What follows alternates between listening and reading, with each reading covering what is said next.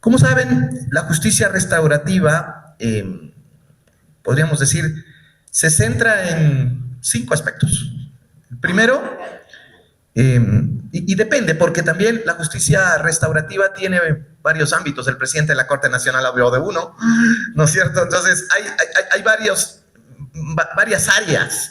Acá el profesor habló también del tema familiar, en fin. Pero en general, si nos centramos en el tema quizá punitivo, penal, que es quizá por el lado donde más ha entrado la justicia restauradora, pero que puede tomar también los elementos para una comparación y un debate que sea también de utilidad.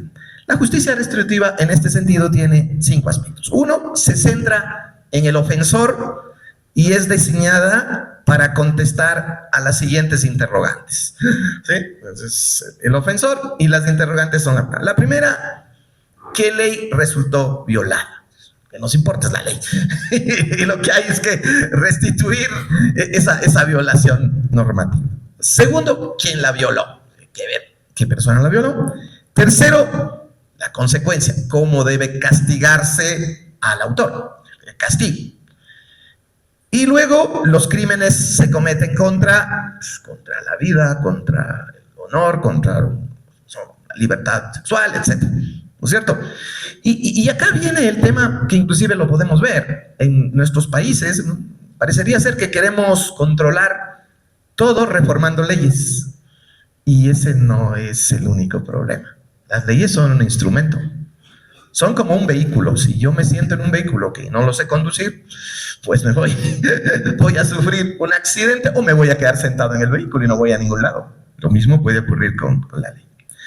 En cambio, en la justicia restaurativa, ¿qué podemos encontrar? ¿No es cierto? El delito, ¿qué es básicamente? O la conducta de las personas. ¿A qué se refiere? Lo primero que hay que ver es quién salió dañado. ¿Fue el Estado? ¿Fue la ley? ¿Fue la comunidad? ¿Fue la familia? ¿Quién? Eso es lo primero. Segundo, ¿qué pérdida sufrió? Tercero, ¿es factible o no reparar esa situación? ¿Sí? ¿Es posible restaurar esa situación?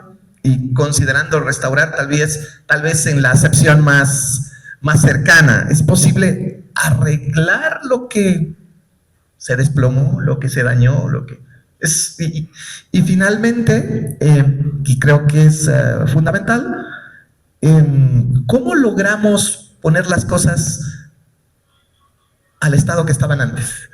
¿Es factible regresar o solo castigar? Y ese es uno de los temas que en la población indígena se ha podido observar. Ellos no únicamente buscan el castigo, sino que buscan la reinserción. Ellos no miran solo en las conductas una relación individual, sino que también hay una relación comunitaria. Y creo que ese es un factor de diferencia fundamental entre la una y la otra. Ahora, hablar de justicia restaurativa y aplicarla son dos cosas muy distintas. Hablar es muy bonito, se puede ir a la doctrina, se puede ir a la academia, pero ¿cómo lo logramos en la práctica con casos concretos? ¿Cómo lo introducimos en la administración de justicia? Y esto ha sido muy interesante. Vean ustedes, pueblos como los navajos han servido de base para la justicia restauradora en muchos aspectos. Y por qué no, también muchas actividades o muchas formas de resolver conflictos de los pueblos indígenas, sobre todo de los quichuas, que son con los que más he tenido una relación de estudio y de trabajo, lo han logrado. No solo sancionan, y no es que sancionan con privación de libertad, como decía antes, sino que hay, y vuelvo y repito, un catálogo distinto orientado a reinsertarse, orientado a redescubrirse, orientado a devolver a la comunidad lo que alguna vez se perdió. Muchísimas gracias. Esos términos tan interesantes de la reinserción, la relación comunitaria y cómo introducir la justicia restaurativa en el Estado. Le damos la palabra a Nacho para que nos pueda compartir qué elementos distinguen una práctica restaurativa realmente efectiva de una iniciativa que únicamente incorpora un discurso restaurativo. Sí, comparto la impresión del profesor en que es una pregunta muy interesante y yo creo que es la pregunta clave. Sobre un sistema de justicia restaurativa que sea realmente efectivo. Para mí, yo creo que la clave real del sistema de justicia restaurativa realmente efectivo es el que deriva de trabajar específicamente con las personas. Se ha planteado con anterioridad en las dos ponencias, la inaugural y la magistral, cuando se ha hecho referencia específica al hecho de poner de forma real a la persona en el centro del proceso. ¿De acuerdo? Eso requiere saber, como decía el profesor Ventimilla, el conocer cuáles son las necesidades reales que ha generado el delito. Y eso solamente se puede saber, como decía una vez más el profesor Subijana, a través de los espacios de diálogo. De los espacios de diálogo que no tienen por qué ser necesariamente inicialmente el espacio de diálogo que se comparte entre la persona investigada o la persona penada y la víctima del delito, sino que se pueden generar espacios de diálogo con carácter previo para determinar cuáles son esas necesidades que trascienden a las que puede identificar el proceso penal. Sí que es cierto que el sistema de justicia restaurativa se tiene que atener, a pesar de tener otras dimensiones, a la legalidad vigente, lógicamente. La resolución final se tiene que atener a la legalidad vigente, lógicamente, pero sí que es cierto que puede atender otras dimensiones que el procedimiento judicial, por su diseño, porque su enfoque y su orientación es distinta, no puede atender, ¿no? Entonces,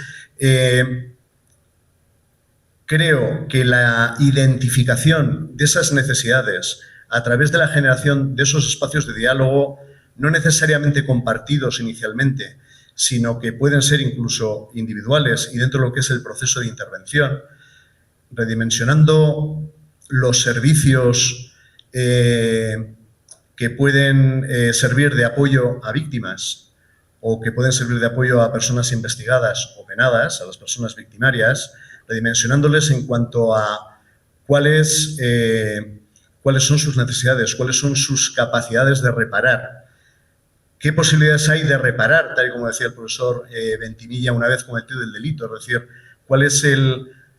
cuáles son las capacidades y cuáles son las herramientas que podemos disponer para que la víctima se sienta, en la medida de lo posible, plenamente reparada en aquellas dimensiones que han sido dañadas por el delito. Eso es lo que hace diferenciar, creo, un sistema de justicia restaurativa efectivo, es decir, cuando la víctima se siente específicamente y especialmente reparada en parte al menos en parte, de los daños sufridos, de lo que es una negociación entre profesionales para resolver un proceso penal, ¿no? A través de la conformidad, pongamos por caso. Entonces, yo creo que ese es el elemento diferencial importante. Es decir, cómo se sienten las personas una vez terminado el proceso restaurativo. Muchísimas gracias. Realmente esta perspectiva de que la persona es el centro del proceso en justicia restaurativa. Desde su experiencia, ¿cuáles han sido los principales desafíos institucionales y culturales que se pueden notar dentro de la justicia restaurativa para aplicarla y cómo han logrado superarlos? Le damos a Nacho primero la palabra, por favor. Muchas gracias. A ver, yo creo que el principal desafío al que yo creo que nos enfrentamos en todos los contextos culturales, estatales, políticos territoriales, básicamente es, primero, la confianza en un sistema de justicia restaurativa. Es decir, creo que todavía tenemos que trabajar sobre un cierto escepticismo que trasciende al escepticismo institucional o el escepticismo profesional que muchas veces nos encontramos, por ejemplo, y solo por poner un ejemplo, no porque sea el principal, entre los operadores jurídicos, pongamos por caso, ¿no? En el sentido de que muchos operadores jurídicos consideran que hasta cierto punto la justicia restaurativa puede ser una privatización del sistema penal, una privatización ilegítima, ¿no? Por las propias características del sistema penal, ¿no? Y las propias características del sistema garantista que pretende además a su vez el sistema procesal. Entonces, esa sería una de las problemáticas principales. Y después, la de la propia sociedad en sí. Es decir, en la sociedad tenemos asimilado que sean los peritos en derecho, los especialistas, quienes resuelvan nuestro problema generado como consecuencia del delito. Y el problema está en que, tal y como ya se ha manifestado de forma reiterada a lo largo de la mañana, el proceso penal no puede abarcar todas las dimensiones del daño generado por el delito. Y entonces hace necesaria la intervención complementaria para afrontar esas dimensiones del daño de la justicia restaurativa. La mayor dificultad es una dificultad de carácter jurídico-cultural, por así decirlo, o de la concepción cultural que tenemos de la justicia, normalmente tendente al procesalismo y que dificulta el hecho de que podamos ver otros perfiles y otros prismas complementarios que permiten de alguna forma incidir en otro tipo de dimensiones absolutamente necesarias y que yo creo que la persona, una vez está inmersa dentro del procedimiento penal y conoce el procedimiento penal, me refiero a las personas legas, comprenden que el proceso no abarca todas sus necesidades. Y entonces, bueno, es ahí donde a lo mejor se puede trabajar. Sí, muchísimas gracias. Igualmente, la perspectiva, ¿cuál ha sido las principales resistencias institucionales o culturales para implementar la justicia restaurativa en el Ecuador y cómo podríamos superarlas? Gracias. La primera pregunta es fácil. El cómo podemos superarla requiere mucho trabajo, pero para mí hay varios aspectos que son claves considerarlos. El primero, las conductas, y no solo el crimen o el delito, porque el principio de oportunidad en el Ecuador se maneja tanto en lo público como en lo privado, y en muchos países también, en el derecho penal y en el derecho civil. Sin embargo, diría que todas las conductas tienen al menos dos dimensiones de responsabilidad. La primera, la individual, y la segunda, la social. Que creo que ese es el primer reto, cómo logramos tener esos dos aspectos. El segundo tema es cómo le ponemos al castigo en una balanza que mida mejor. Es decir, cuándo imponemos un castigo y cuándo no. Y ese equilibrio es lo que hay que buscarlo. Porque nótese que el castigo solo no es efectivo para el cambio de comportamiento. Vean en Ecuador qué cantidad de leyes, qué cantidad de delitos. ¿Y qué ha pasado? Nada. No pasa nada. Se empeora todo. Esa es mi percepción. Yo lo miro así, ¿no? Entonces, el castigo, repito, solo no es efectivo para el cambio de comportamiento, sino más bien es perjudicial para la armonía de la comunidad y las buenas relaciones. Y ese es el reto en problemas o en países como el nuestro, donde tenemos delitos gravísimos, que realmente es complicado. Un tercer aspecto que creo que tenemos que mirar es, y me parece fundamental, cómo ponemos énfasis o el enfoque, le podríamos llamar, en la resolución de problemas, en las responsabilidades, en las obligaciones, en el futuro. ¿Qué debemos hacer para esto? ¿Cómo trabajamos y cómo le ponemos énfasis en la negociación, en el diálogo, en la mediación? ¿Sí? Y ahí viene otro reto más, la comunidad como mediadora en el proceso restaurativo. ¿Sí? Que precisamente había puesto una lluvia de ideas de cuáles serían estos problemas. Y el otro tema, la participación directa de los involucrados, donde el culpable pueda tener capacidad de reparación. Y además donde las víctimas sean centrales en el proceso de resolución de estas conductas. Yo creo que ahí tenemos varios puntos difíciles. ¿Y cómo lo hacemos? Me atrevería a lanzar algunas ideas. Digo, solo me atrevería, pido disculpas por lo que voy a decir. Pero lo primero que creo que deberíamos tener es una gran comunicación entre los diferentes operadores judiciales.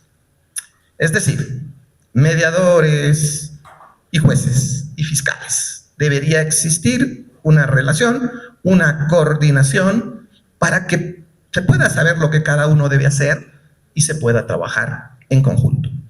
Segundo, no se puede dejar de lado en esa coordinación a los pueblos indígenas, a los pueblos afrodescendientes, ¿no es cierto? Que tienen también sus propios sistemas, sus propias autoridades, que sería importante.